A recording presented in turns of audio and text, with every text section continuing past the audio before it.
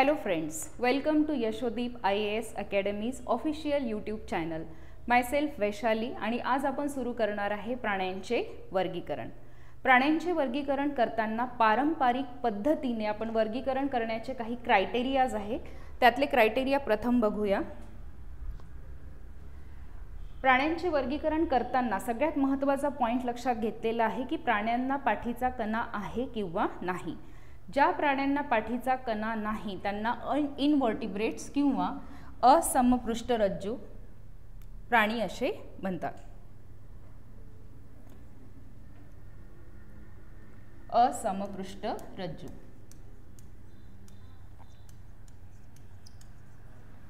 आणि ज्यांना पाठीचा कणा असतो म्हणजेच बॅकबोन असते त्यांना म्हणतात समपृष्ठरज्जू असणारे प्राणी. अशा दोन मुख्य गटांमध्ये यांचं क्लासिफिकेशन झालेले. काही ॲनिमलचे पिक्चर्स दिलेले तुम्ही बघू शकता याच्यामध्ये की ह्या सगळे पॉरिफेरा, निडारिया, ॲनिलिडा, मोलुस्का, प्लॅटीहेल्मिंथस, इकायनोडर्मॅटा हे सगळे याच्यात आहे ज्यांना पाठीचा कणा नाही. मग अजून असे कुठले कॅरेक्टर्स असतात की जे या प्राण्यांमध्ये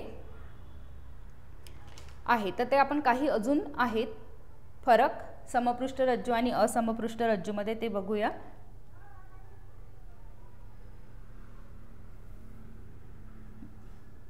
इनव्हर्टिब्रेट्स आणि दुसरा आहे वर्टिब्रेट्स.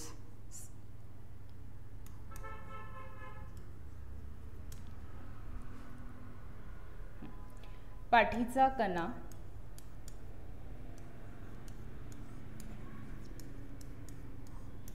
नसतो आणि वर्टिब्रेट्स मध्ये पाठीचा कणा असतो. श्वसनासाठी कल्ला, विदरे नसतात आणि वर्टिब्रेट्स मध्ये असतात. कल्ला विदरे म्हणजेच gill slits. Okay, gill slits.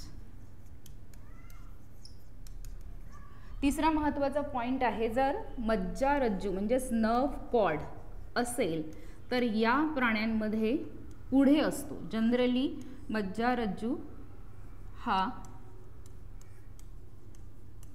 मागे असतो पण इनव्हर्टिब्रेटमध्ये जर असेल यालाच आपण नर्व कॉर्ड म्हणू. NERVE nerve cord. मज्जारज्जू हा पुढे असतो वेंट्रल साइड. याला आपण कुठली साइड म्हणू? वेंट्रल. ओके. आणि याच्यामध्ये वर्टिब्रेट्समध्ये नर्व कॉर्ड हा डॉर्सल साइड म्हणजेच मागे असतो.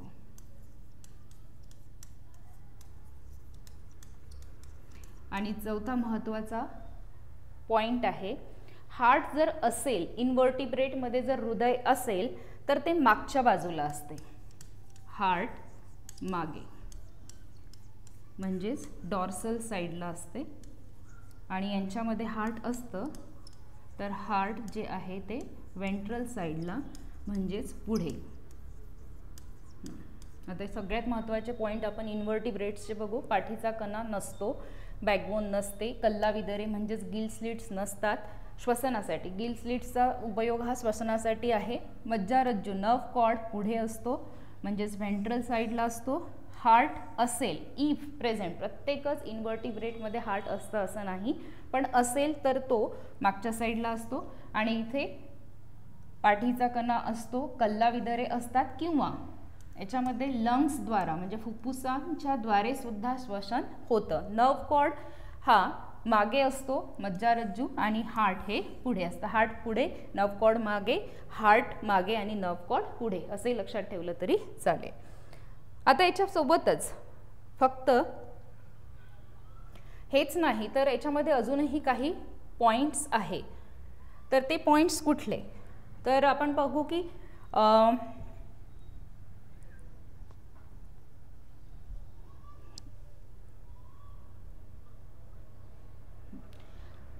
एवढंच नाही तर याच्यामध्ये क्लासिफिकेशनचा क्रायटेरिया अजून काय आहे. वर्गीकरण करताना आपण सगळ्यात पहिले याच्यामध्ये बॉडी ऑर्गनायझेशन म्हणजे शरीर संघटना कशी आहे याचे जे शरीर आहे फक्त पेशींनी बनलेले आहे. काही पेशी असतात, जसं पॉरिफेरा ही पहिली फायलम आहे, त्यांचे शरीर काही पेशींनी बनलेले असतात, तर ही पेशी स्तरीय संघटना राहील. दुसरी टिश्यू म्हणजेच उती स्तरीय संघटना. आणि तिसरी राहील यांची काही ऑर्गन म्हणजे संस्था. याच्यामध्ये काही जसं डायजेस्टिव्ह सिस्टीम आहे, रेस्पिरेटरी सिस्टीम आहे, अशा प्रकारच्या सिस्टीम डेव्हलप किंवा अनडेव्हलप राहतील. आणि चौथं आहे ऑर्गनायझेशन, पूर्ण शरीर यांचं डेव्हलप झालेलं आहे. सगळ्या प्रकारच्या संस्था याच्यामध्ये आहेत. तशा 4 प्रकारचे ऑर्गनायझेशन आहे. हा आहे सगळ्यात पहिला सेल ऑर्गनायझेशन. दुसरा आहे टिश्यू ऑर्गनायझेशन, म्हणजे त्यांच्या बॉडीमध्ये काही प्रकारचे टिश्यू डेव्हलप झालेले आहे, ऑर्गन्स डेव्हलप झालेले आहे आणि ऑर्गन सिस्टीम डेव्हलप झालेली आहे. अशा प्रकारची सुद्धा पहिला क्रायटेरिया आहे, जो आपण क्लासिफिकेशन म्हणजे वर्गीकरण करताना अशा प्राण्यांचे ऑर्गनायझेशन्स लक्षात घेतो. दुसरा पॉईंट आहे क्लासिफिकेशन करताना बॉडी सिमेट्री. आता बॉडी सिमेट्री म्हणजे काय? समजा आपण कुठल्याही ॲनिमलला जर 2 भागांमध्ये डिवाईड करायचं असेल, तर त्याच्यामध्ये समजा अशा प्रकारचा कुठलाही आहे, तर एक ॲक्सिस आपण टाकतो आणि त्याला 2 इक्वल भागांमध्ये डिवाईड करतो, किंवा असा एक ॲक्सिस टाकून त्याला आपण 2 भागामध्ये डिवाईड करतो, तर त्याला म्हणतात सममिती, सिमेट्री. तर अशा 3 प्रकारच्या सिमेट्री लक्षात घेण्यात आलेल्या आहे. तर 3 प्रकारच्या सिमेट्री कुठल्या? तर पहिली सिमेट्री आहे असममित. असिमेट्रिक म्हणजेच असिमेट्रिकल. असिमेट्रिकलमध्ये असे प्राणी येतील की ज्यांच्या शरीराला कुठलाही आकार नाही. फॉर एक्झाम्पल आपण अमिबा घेऊ. अमिबा सगळ्यांना माहिती आहे, याला आकार नसतो. याच्यामध्ये आपण कुठल्याही प्रकारचा जर ॲक्सिस टाकला तर याला आपण कधीच 2 इक्वल भागांमध्ये डिवाईड करू शकत नाही. तर तो झाला असममित पहिला प्रकार. दुसरा प्रकार आहे अरीय सममित.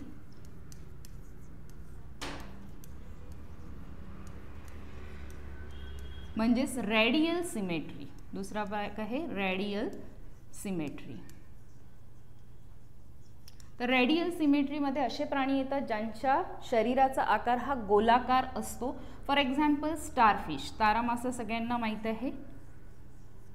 तारामासाला आपण डिवाईड केलं तर याच्या म्हणजे सर्क्युलर शेपचा असतो आणि त्याला आपण 2 भागांमध्ये डिवाईड केलं तर याची अरीय सममित येते.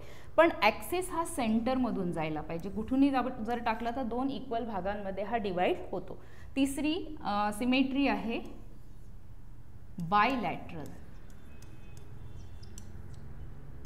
बायलॅटरल म्हणजे द्विस्तरीय, याला सममित.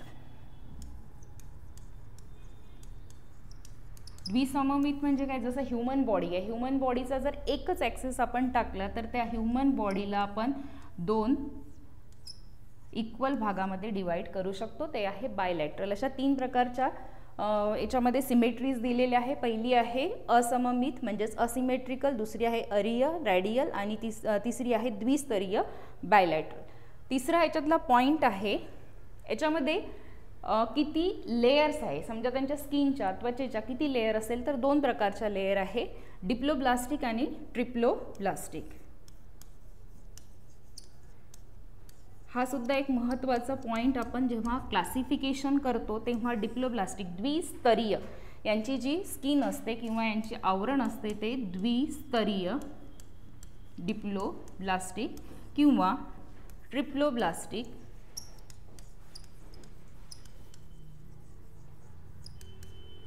त्रिस्तरीय. हा एक पॉईंट. पहिला पॉईंट झाला बॉडी ऑर्गनायझेशन, दुसरा पॉईंट झाला सिमेट्रीचा, तिसरा पॉईंट झाला यांची त्वचा द्विस्तरीय आहे की त्रिस्तरीय आहे. हे 3 पॉईंट त्याच्यानंतर लक्षात घेतलं जातं क्लासिफिकेशनसाठी. यांच्या देहगुहामध्ये यांच्यामध्ये सिलोम म्हणजे काय आहे, कॅव्हिटी कशी आहे, तर ते सिलोमेट 3 प्रकारचे दिलेले आहे. असिलोमेट.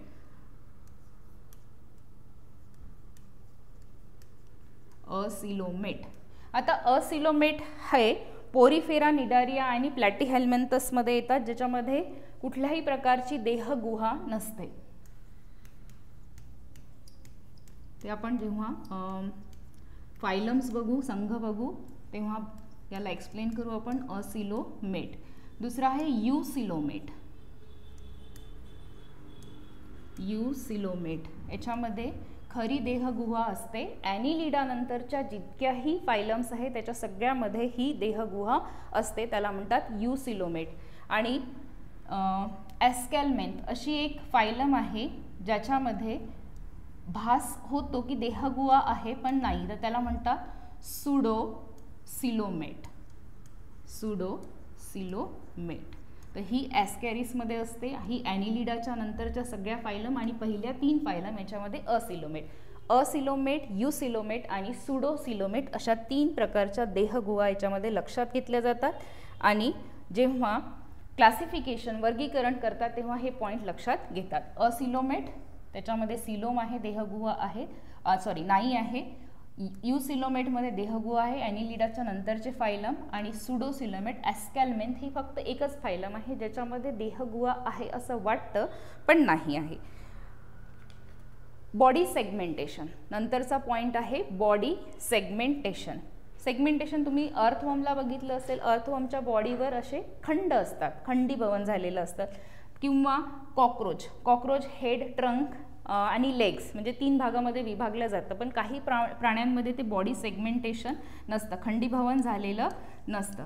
तर बॉडी सेगमेंट हा सुद्धा एक पॉईंट आहे. बॉडी सेगमेंटेशन असेल तर बॉडी इज सेगमेंटेड, नसेल तर बॉडी इज नॉट सेगमेंटेड, असे 2 पॉईंट याच्यामध्ये टाकले जातात. पुन्हा एकदा आपण बघू की कुठले 5 पॉईंट आहे ज्याच्यावर आपण प्राण्यांचं वर्गीकरण करतो.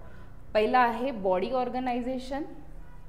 त्याच्यामध्ये सेलनी बनलेले आहे, टिश्यूनी बनले, ऑर्गन किंवा ऑर्गन सिस्टीमनी बनलेलं आहे हे बघितलं जातं. दुसरं आहे सिमेट्री. असिमेट्रिकल आहे म्हणजे असममित आहे, अरीय सममित आहे किंवा बायलॅटरल म्हणजे द्विसममित आहे. 3 प्रकारच्या सिमेट्री याच्यामध्ये दिलेल्या आहे.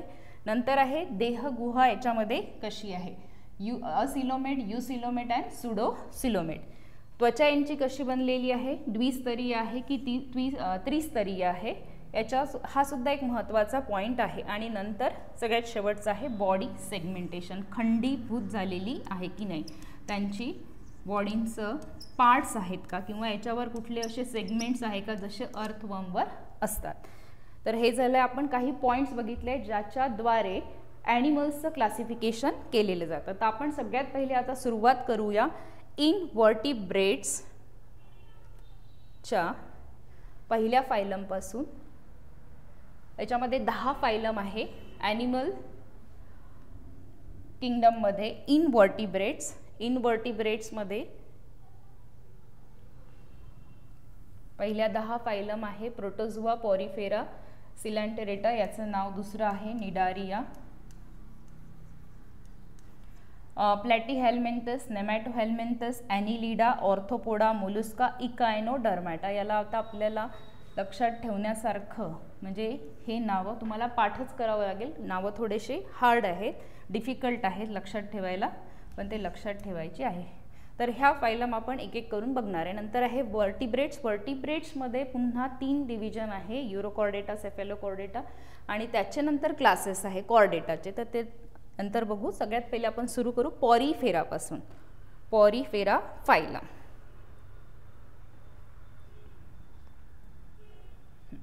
आता पॉरिफेरा फायलम याच्यामध्ये जे ॲनिमल्स येतात किंवा याच्यामध्ये जे प्राणी येतात ते मोस्टली समुद्रात राहणारे असतात, म्हणजे मरीन वॉटर ॲनिमल्स असे म्हणतात.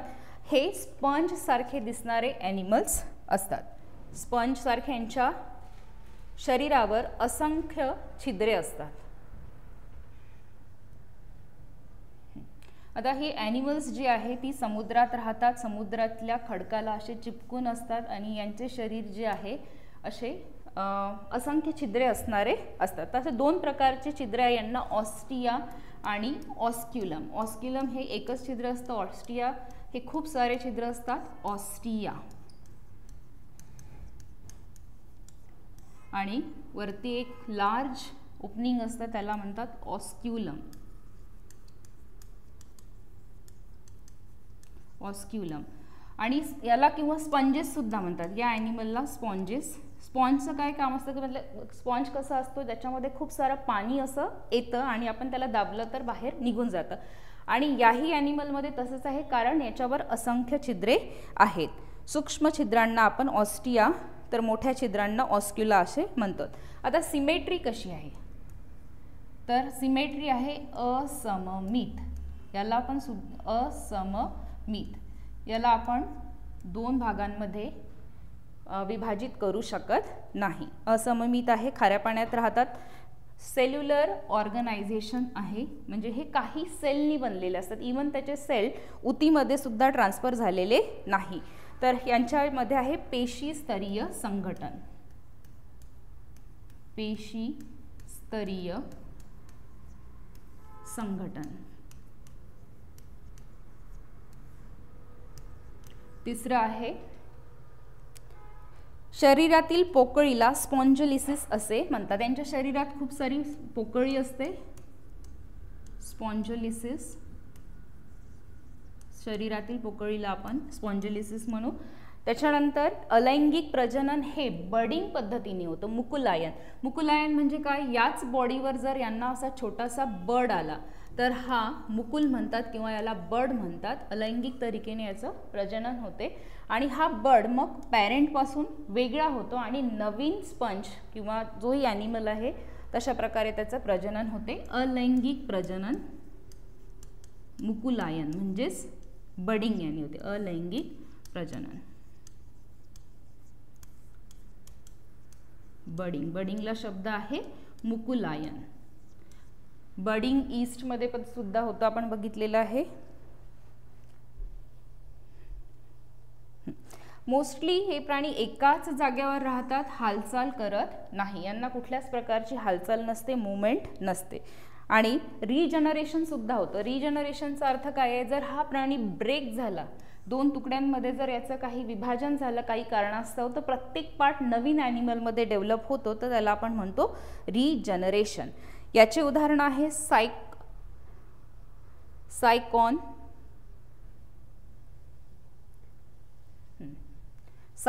युस्पॉन्जिया अँड स्पॉन्जिलिया. आणि बाथ स्पंज सुद्धा म्हणतात याला. जसं पूर्वीचे लोक याला आंघोळ करण्यासाठी किंवा आपलं अंग घासण्यासाठी उपयोग करायचे. जसं आता प्युमिंग स्टोन असतात तसे याचा उपयोग आधी आंघोळ करण्यासाठी करायचे. बाथ स्पंज, कारण याच्यामध्ये खूप सारे छिद्र आहे आणि तो स्पंज सारखा ॲक्ट करतो, म्हणून याला बाथ स्पंज असे म्हणतात. हायलोनेमा हे एक एक्झाम्पल आहे. स्पॉन्जिला, असे बरेच प्रकारचे पॉरिफेराचे एक्झाम्पल आहे. ही झाली आपली पहिली फायलम पॉरिफेरा. दुसरी फायलम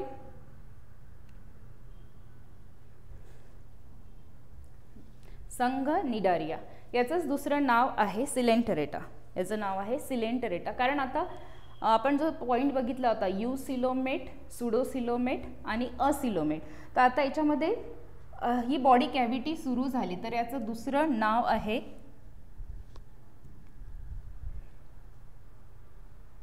सिलेंटरेटा.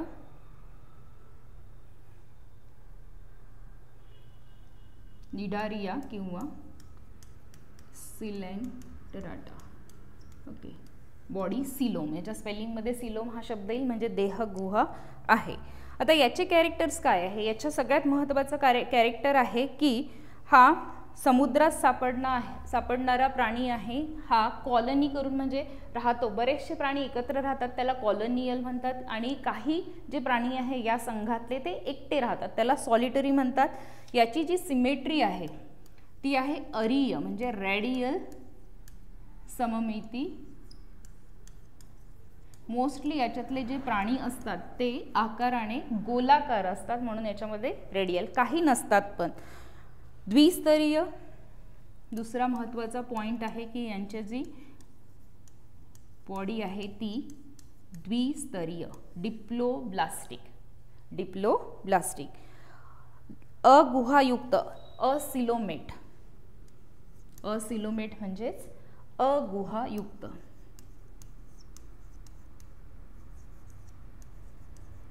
असिलोमेट हे तीन महत्त्वाचे पॉइंट आहे.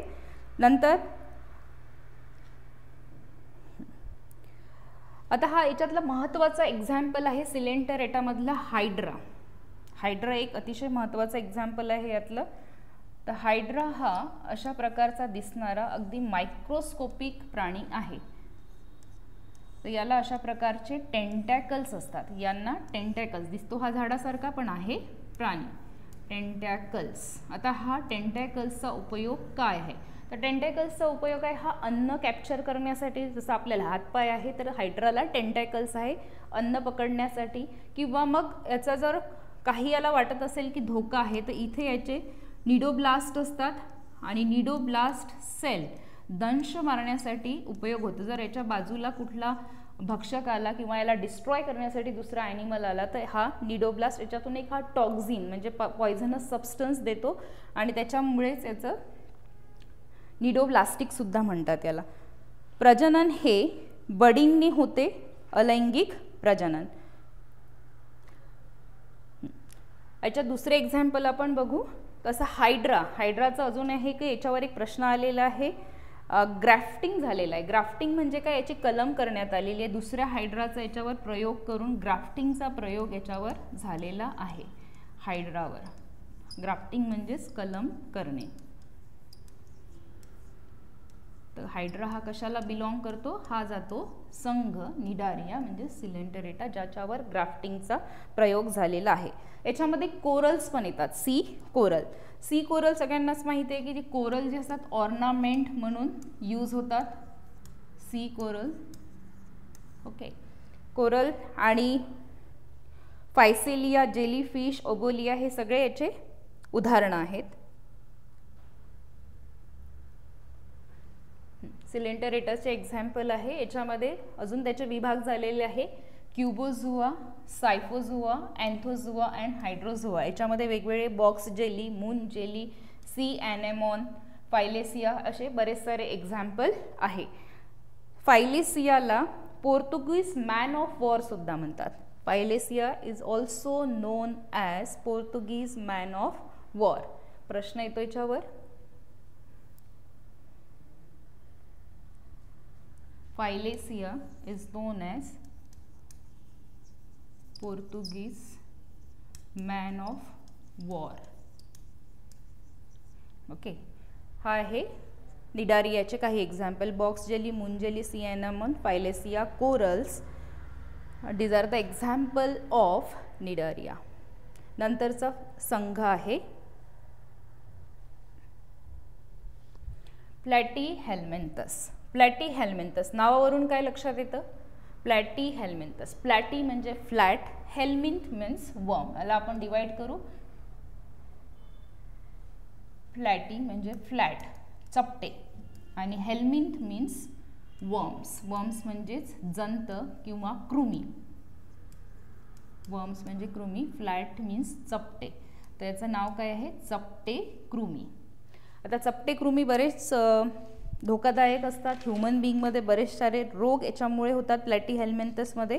तर याचे महत्त्वाचे वैशिष्ट्य काय आहे? प्लॅटीहेल्मिंथस. प्लॅटीहेल्मिंथस म्हणजे चपटे कृमी. यांची बॉडी जी आहे ती त्रिस्तरीय आहे. ट्रिप्लोब्लास्टिक.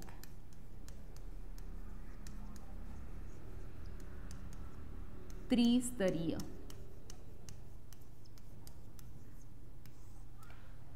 नंतर यांची सिमेट्री आहे द्विपार्श्वसममित.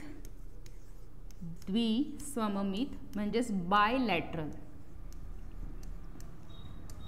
यांच्यामध्ये जर आपण एक अक्षर टाकलं तर यांची बॉडी जी आहे दोन भागामध्ये विभागल्या जाईल. तर त्याला म्हणू आपण बायलॅटरल सिमेट्री.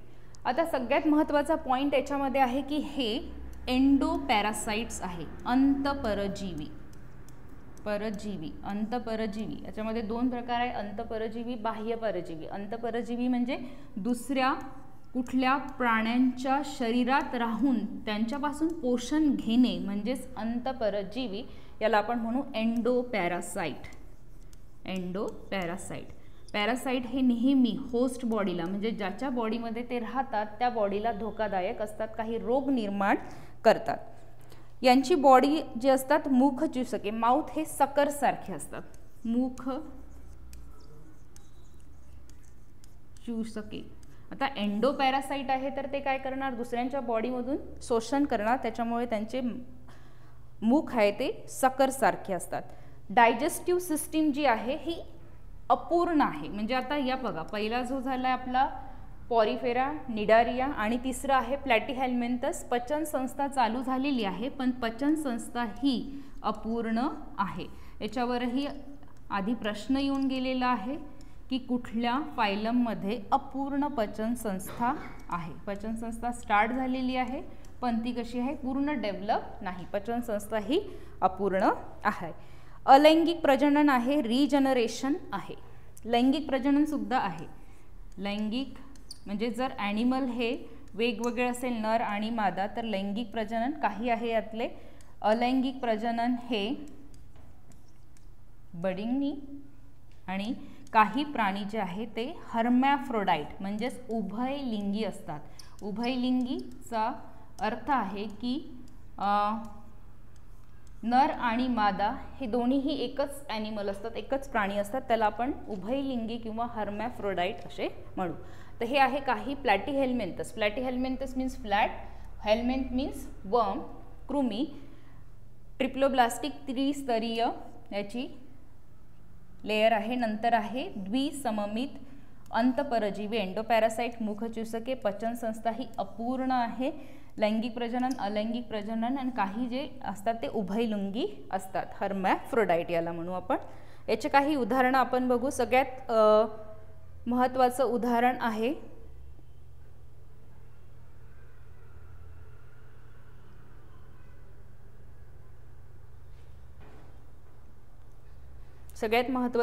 याच्यामध्ये येईल प्लॅटीहेल्मिंथमध्ये फ्लॅटवर्म्स. याच्यामधले उदाहरण आहे फ्लॅटवर्म आहे आणि नंतर लिव्हर फ्लूक एक्झाम्पल आहे. त्याच्यानंतर याचं planaria, tapeworm. These are the very common example. Tapeworm आहे, फ्लुक्स आहे, फ्लॅटवर्म्स आहे, मोनोजिनियम आहे. आणि क्लासेस दिलेले आहे. क्लासेस आहे turbellaria. These are the class of platyhelminthes. प्लॅटीहेल्मिंथसचे 3 क्लास दिलेला आहे. टर्बेलेरिया,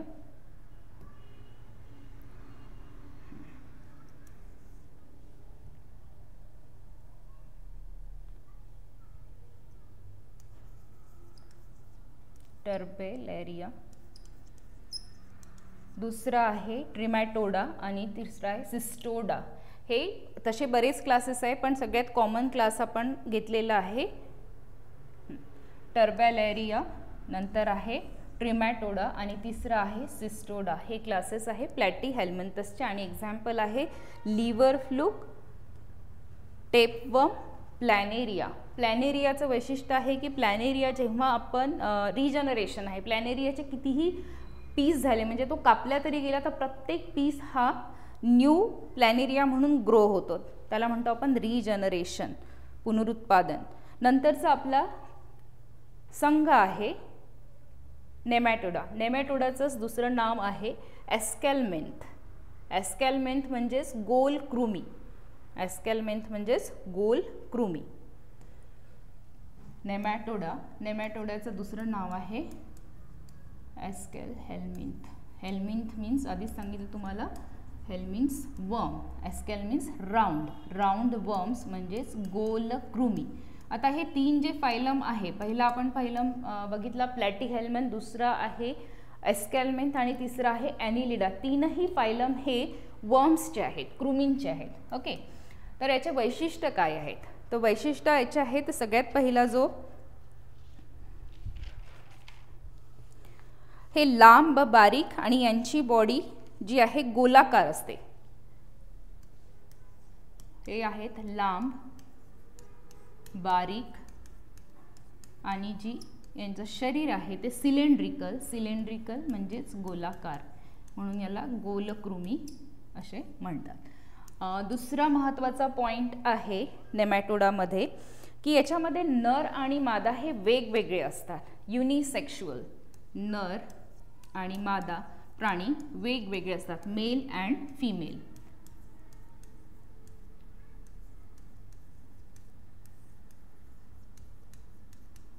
तर हे प्राणी आहेत युनिसेक्शुअल. याच्या आधीचा जो संघ होता त्याच्यात आपण बघितलं की ते उभयलिंगी आहे, हर्मॅफ्रोडाईट आहे. अंतपरजीवी आहेत. अंतःपरजीवी एंडोपॅरासाइट, शरीराच्या आतमध्ये राहून, दुसऱ्या प्राण्यांच्या शरीराच्या आतमध्ये राहून त्यांचं शोषण करतात, त्यांच्यापासून अन्नपदार्थ घेतात. तर अंतःपरजीवी म्हटलं की दुसऱ्यांना हानिकारक असतात, तर म्हणजे हे रोग उत्पन्न करतात. त्याच्यामधले काही कॉमन रोग जे आहे ते ॲस्कॅरियासिस, पोटात जे जंत होतात त्याला आपण जंत रोग किंवा ॲस्कॅरियासिस म्हणतात, होणारे रोग. पहिला आहे जंत रोग, ह्युमन बीइंग किंवा प्राण्यांना होतो आणि हा जेव्हा इंटेस्टाईनमध्ये, पोटामध्ये जेव्हा जातो हा जंतरोग करतो. कशामुळे जातात ॲस्कॅरियासिस? तर हे दूषित पाणी किंवा दूषित अन्न खाल्ल्याने आपल्या पोटामध्ये जातात, आतड्यामध्ये वाढतात. तो नंतरचा आहे फायलेरिया. हत्ती रोग माहीत असेल, हत्ती रोग सुद्धा या संघामध्ये येणाऱ्या वर्म्समुळे होतो. लोवा वर्म आहे, लोवा वर्म आपल्या आईमध्ये इन्फेक्शन करतं किंवा डोळ्यातून जातो. नंतर आहे हत्ती रोग, पायात पाणी साठणे, फायलेरिया नावाच्या जंतामुळे होतं. याला फायलेरियासिस सुद्धा म्हणतात, फायलेरियासिस.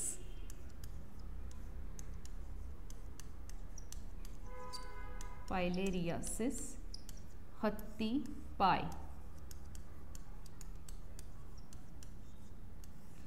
नेमॅटोडमध्ये येणाऱ्या फायलेरियासिसमुळे होतो आणि याचा प्रसार करतो मॉस्किटोची जी मादी असते, क्युलेक्स नावाची जी मॉस्किटोची मादी आहे ती याचा प्रसार करते. ओके, हे झालेलं आहे नेमॅटोडाबद्दल. आता आपण दुसरा संघ सुरू करू.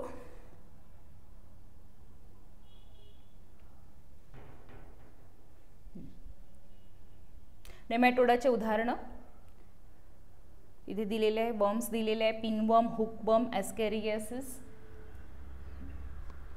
फायलम ॲनिलिडा. आता हा सुद्धा एक वर्म्सचाच फायलम आहे, संघ आहे ॲनिलिडा. ॲनिलिडामध्ये आता सेगमेंट्स, जसं आता प्लॅटीहेल्मिंथसमध्ये चपटे कृमी, हेस्केल्मिंथमध्ये गोल कृमी, तर ॲनिलिडामध्ये येतात सेगमेंटेड म्हणजे खंडीभूत झालेले सेगमेंटेड वर्म्स. सेगमेंटेड वर्म्स सगळ्यात कॉमन एक्झाम्पल आहे याचं अर्थवर्म. अर्थवर्म म्हणजेच गांडूळ. तर याचे कॅरेक्टर्स काय आहे? तर संघ ॲनिलिडा हा भूचर आहे, म्हणजे जमिनीवर राहणारे प्राणी आहे. सेगमेंटेड बॉडी आहे. सेगमेंटेड म्हणजेच वलयांकित. यांच्या शरीरावर असे सेगमेंट्स असतात, वलय असतात. दुसरं हा आहे भूचर, जमिनीवर राहणारे प्राणी. तिसरं याचं कॅरेक्टर आहे, वैशिष्ट्य आहे की हे दंडाकृती असतात आकाराने. नंतर त्रिस्तरीय आहे, त्रिस्तरीय.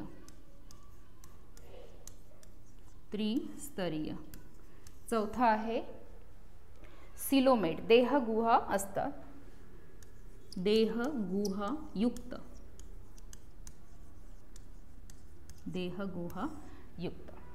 त्याच्यानंतर यांची जी सममिती आहे ती बायलॅटरल आहे,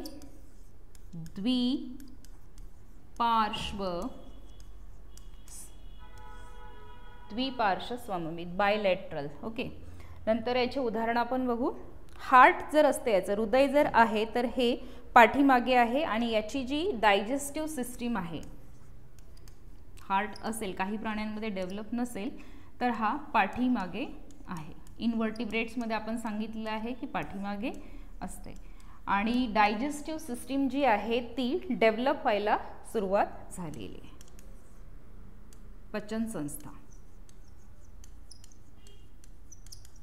पचन संस्था यांच्यामध्ये डेव्हलप्ड असते.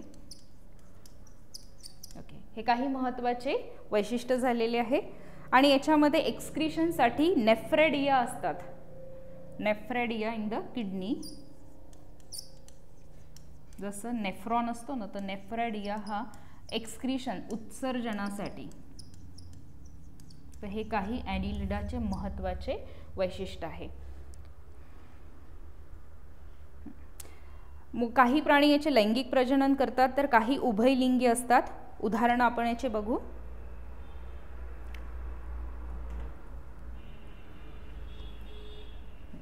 उदाहरण दिलेले आहे याच्यामध्ये नेरीस दिलेले आहे. नेरीस नंतर याच्यामध्ये अर्थवर्म, लीच हे काही महत्त्वाचे एक्झाम्पल आहेत.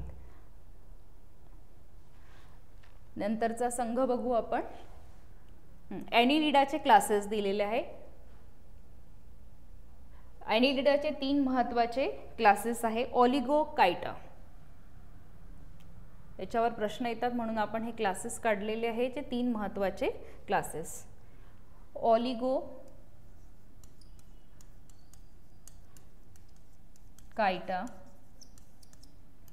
याच्यामध्ये अर्थवर्म येईल. नंतर दुसरा आहे पॉलिकायटा, हा मरीन वर्म्स म्हणजे जे समुद्रात राहणारे वर्म्स आहे तो पॉलिकायटामध्ये येतात. आणि तिसरा क्लास आहे हिरुडिना, त्याच्यामध्ये लीचेस येतात. हिरुडिना हा तिसरा वर्ग आहे ज्याच्यामध्ये लीच किंवा असे ॲनिमल्स येतात. आता अर्थवर्म जो आहे हा उभयलिंगी आहे, हर्मॅफ्रोडाइट. याच्यामध्ये नर मादा असं काही क्लासिफिकेशन नाही. एकच ॲनिमल आहे ज्याच्यामध्ये दोन्ही प्रकारच्या रिप्रोडक्टिव्ह सिस्टीम असतात. बरेचसे ॲनिमल आहे ज्याच्यात नर मादा वेगळे असतात. त्याच्यातलं उदाहरण आहे नेरीस, ज्याच्यामध्ये नर आणि मादा हे वेगवेगळे असतात. म्हणजे एकच संघ आहे तरी त्याच्यामध्ये दोन्ही प्रकारचे प्राणी आपल्याला बघायला मिळतात. लीच हा उभयलिंगी आहे.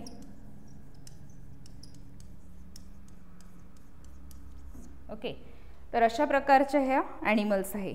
आता ही हिरुडिना हा शब्द ऐकल्यासारखा वाटला असेल. आपल्या ब्लडमध्ये हिरुडिन नावाचा एक केमिकल असतो जो ब्लड क्लॉटिंग होऊ देत नाही. तर हा लीचमध्ये हिरुडिना असतं, त्याच्या सलायवामध्ये. लीच तुम्हाला माहीत असेल की हा काही इम्प्युअर ब्लड सक करण्यासाठी आयुर्वेदामध्ये याचा उपयोग होतो. तर हा झाला आपला फायलम ॲनिलिडा.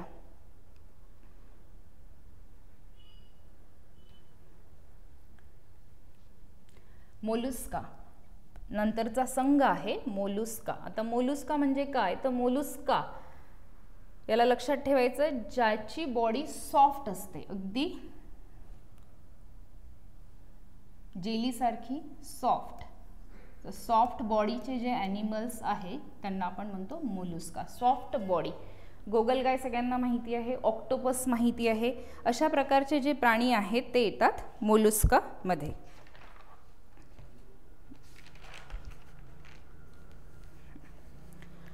मोलुस्काचे काही कॅरेक्टर बघू. हे मोस्टली समुद्रात आढळतात, काही फ्रेश वॉटरमध्ये आणि काही भूचर आहेत. तर समुद्रात आढळतात, काही भूचर आहेत, तर काही फ्रेश वॉटर म्हणजे गोड्या पाण्यात सुद्धा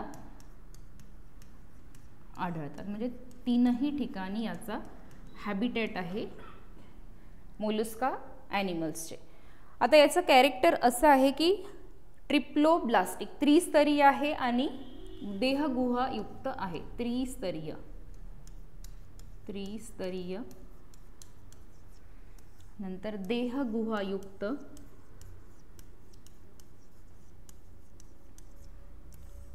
महत्त्वाचे पॉइंट्स आहेत. आणि बॉडी ही जी आहे वलयांकित नसते, यांच्यामध्ये कुठल्याही प्रकारचं सेगमेंटेशन झालेलं नाही, नॉन सेगमेंटेड किंवा वलयांकित झालेली नाही. आणि यांच्यामध्ये एक मस्क्युलर फूट असतो, मस्क्युलर फूट. आणि याचे उदाहरणं आहेत ऑक्टोपस, बायवॉल्व, स्नेल, पायला. आणि याच्यामध्ये शंख म्हणजे जे प्राणी आहे शंख तयार करतात. स्नेलवर एक प्रकारचं आवरण तयार झालेलं असतं. ऑयस्टरवर आवरण तयार झालेलं असतं. हे आवरण आहे कॅल्शियम कार्बोनेट.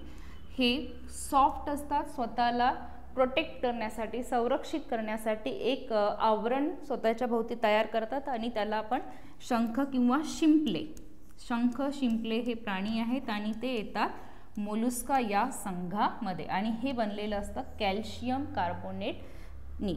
ओके, तर हे झाली आहे मोलुस्का. मोलुस्काचे उदाहरण आहे ऑक्टोपस, बायवॉल्व, स्नेल.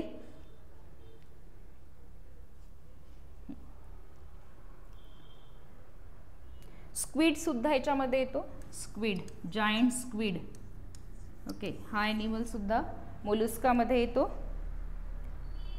लार्जेस्ट नॉन कॉर्डेट, याच्यावर एक प्रश्न येऊन गेलेला आहे. लार्जेस्ट, सगळ्यात मोठा non chordate the giant squid, largest non chordate animal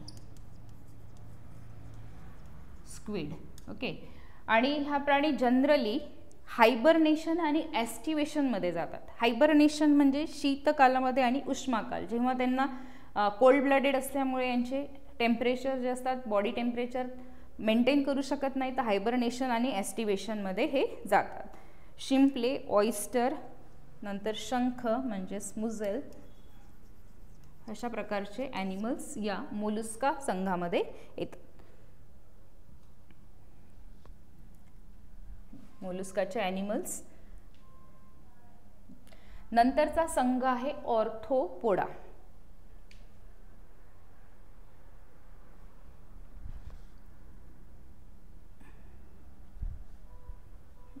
arthropoda, arthropoda म्हणजे ज्यांना पाय असतात, जॉईंट लेग. आता तुम्हाला या ऑर्थोपोडा नंतरचे असे ॲनिमल दिसतील की ज्यांना पाय आहेत. ऑर्थोपोडा, जॉईंटेड लेग्स असणारा ॲनिमल.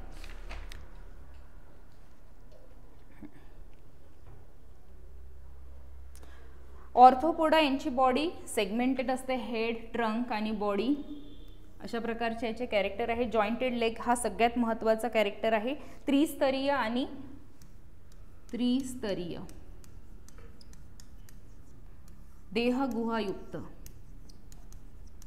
हे कन्फ्यूज करणार आहे. प्रत्येक फायलमचे हे जे 3-4 पॉईंट आहे ते तुम्हाला टेबल करून लिहायचे आणि मग लक्षात घ्यायचं की कुठला त्रिस्तरीय आहे, द्विस्तरीय आहे, देहगुहायुक्त आहे. आणि याची जी सिमेट्री असते ती द्विसममित असते, द्विपार्श्व सममित म्हणजेच बायलॅटरल सिमेट्री. ओके, हे 3 महत्त्वाचे पॉईंट याच्या ऑर्थोपोडामध्ये आहे. आणि याच्यावर काही प्राण्यांमध्ये आवरण असतं, त्याला आपण एक्झोस्केलेटन म्हणू, आणि ते कायटिननी बनलेलं असतं. एक्झोस्केलेटन आवरण जो आहे तो कायटिनियस असतं. कायटिन आवरण जे आहे ते कायटिननी बनलेलं आहे. त्याच्यानंतर हा ॲनिमल जो आहे युनिसेक्शुअल आहे, म्हणजे नर आणि मादा हे वेगवेगळे असतात या प्राण्यांमध्ये. युनिसेक्शुअल हे काही महत्त्वाचे ऑर्थोपोडाचे कॅरेक्टर आहे. तो ऑर्थोपोडामध्ये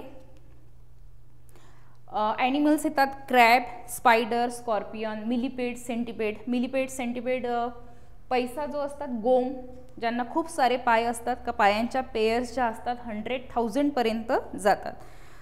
आणि कॉकरोच, अशा प्रकारचे बरेच सारे ॲनिमल्स याच्यामध्ये येतात. तर हे आहे ऑर्थोपोडा. ऑर्थोपोडाचे आपण उदाहरणं बघू. ऑलरेडी मी तुम्हाला सांगितलेले आहे की याचे उदाहरणं. ऑर्थोपोडा हा सगळ्यात लार्जेस्ट फायलम आहे. कॉस्मोपॉलिटियन, कॉस्मोपॉलिटियन म्हणजे जगामध्ये कुठेही आढळेल या संघातले प्राणी, आणि सगळ्यात जास्त प्राणी कुठल्या संघामध्ये आहेत? ऑर्थोपोडा संघामध्ये. कीटक, सगळे इन्सेक्ट्स जे असतात या फायलममध्ये येतात, म्हणून हा आहे जगातला सगळ्यात मोठा फायलम.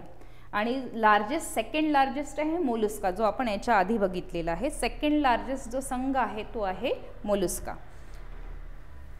काही उदाहरणं दिलेले आहे ऑर्थोपोडाचे. बीटल आहे, अमेरिकन डॉग टिक आहे, mosquito, crab, American lobster, ladybird beetle. नंतरचा संघ आहे इकायनोडर्मॅटा. संघ echinodermata. Echinus, echinus means spine, spine म्हणजे काटे, डर्मा म्हणजे स्किन, यांच्या स्किनवर काटे असतात असे प्राणी येतात इकायनोडर्मॅटामध्ये.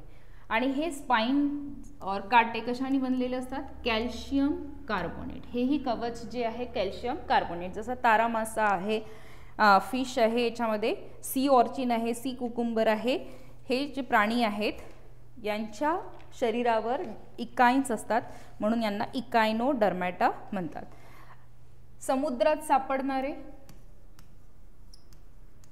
प्राणी जे आहे, समुद्रात सापडणारे प्राणी आहे, त्रिस्तरीय आहे, ट्रिप्लोब्लास्टिक आणि यांचे जे काटेरी कवच म्हणजेच इकायनोडर्मेटा, काटेरी कवच ते बनलेले असतात कॅल्शियम कार्बोनेटने. यांना चालण्यासाठी ट्यूब फीट, जे पाय असतो जो मस्क्युलर असतो मांसल, ट्यूब फीट, आणि एकलिंगी असतात, युनिसेक्शुअल, एकलिंगी.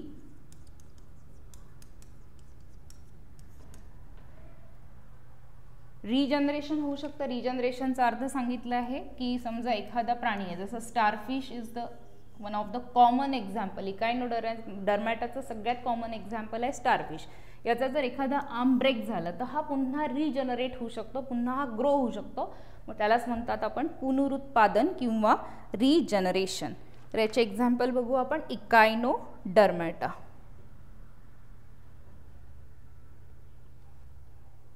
याचे एक्झाम्पल आहे starfish, brittle star, sea urchin, sea cucumber, crinoid, sea lily. these are some example of इकायनोडर्मॅटा.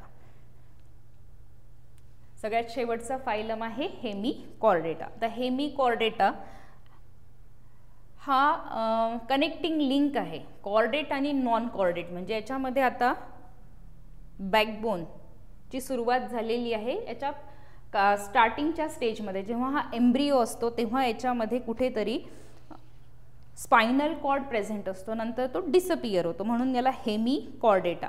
समुद्रात राहणारे प्राणी, समुद्रात राहणारे, नंतर यू आकाराचे बीळ करून राहणारे हे प्राणी आहे, वर्म्स आहेत. हे वर्म्सच आहे म्हणजे कृमी आहे, पण ते समुद्रात राहणारे आहेत. यू आकाराचे बीळ करून राहतात. त्रिस्तरीय आहे, त्रिस्तरीय. नंतर याची जी सममिती आहे द्विपार्श्व सममित आहे, बायलॅटरल आहे, सममित, द्विपार्श्व सममित.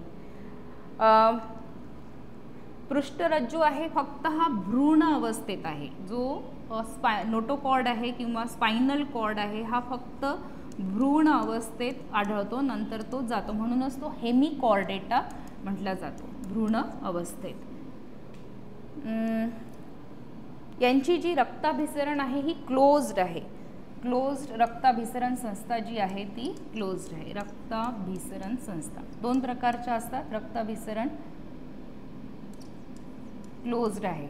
आधी हे आपण जेव्हा बघू रक्ताभिसरण संस्था तेव्हा मी तुम्हाला सांगेल क्लोज्ड आणि ओपन काय असतं. आणि एकलिंगी आहेत. हे प्राणी कसे आहेत? एकलिंगी. याचे उदाहरणं बघू आपण.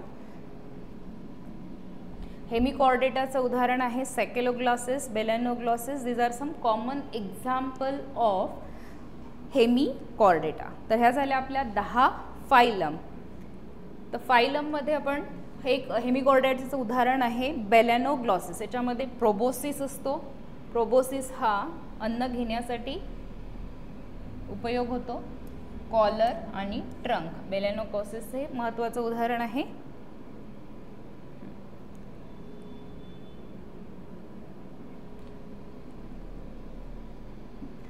पॉरीफेरा पहिली आपण पाहिलेली फायलम एकदा रिवाइज करू. पॉरीफेरा.